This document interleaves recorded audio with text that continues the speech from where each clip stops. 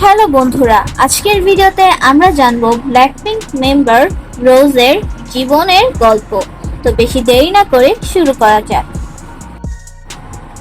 রোজের আসল নাম রোজেন পার্ক এবং কোরিয়ান নাম পার্ক চেয়ং। রোজে 1997 সালে নিউজিল্যান্ডে জন্মগ্রহণ করেন। তার পরিবারের সদস্য 4 জন। তিনি, তার বাবা, তার মা এবং তার বড় বোন। ছোটবেলা থেকে রোজের সঙ্গীতের প্রতি গভীর আগ্রহ ছিল। রোজে ছোটবেলায় চার্চে গান গাইতেন এবং পিয়ানো ও গিটার বাজানো শিখতেন। প্রথমে পরিবারের সদস্যরা চাইতেন রোজে পড়াশোনার উপরে মনোযোগ দিক, কিন্তু রোজের বাবার উৎসাহে রোজে কে-পপ অডিশনে সুযোগ নেয়। 2012 সালে সিডনিতে ওয়াইজি এন্টারটেইনমেন্টের অডিশনে অংশ নেয় রোজে।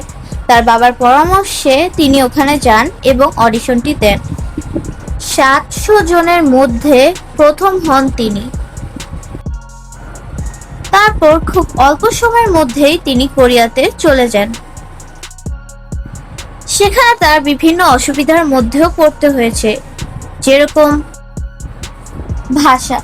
রোজে যেহেতু কোরিয়ান ভাষা পারত না, তার কথা বলতে অনেক অসুবিধা হতো এবং কোরিয়ার নতুন পরিবেশে গিয়ে মানিয়ে নেওয়াটা তার জন্য ছিল কঠিন।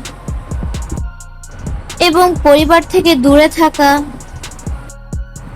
কোরিয়াতে যাওয়ার পরই শুরু হয়ে যায় তার কঠোর training, vocal practice, dance practice, Korean ভাষা শেখা, শরীর নিয়ন্ত্রণ করে রাখা ইত্যাদি। এই সময়টা তার জন্য ছিল খুবই চ্যালেঞ্জিং।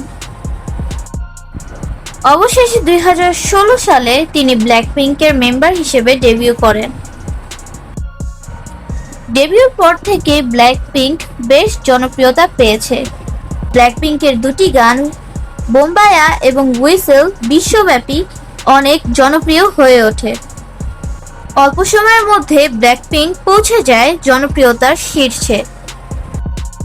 সকল বাধা অতিক্রম করে তিনি এখন বিশ্বের একজন সফল কে-পপ আইডল।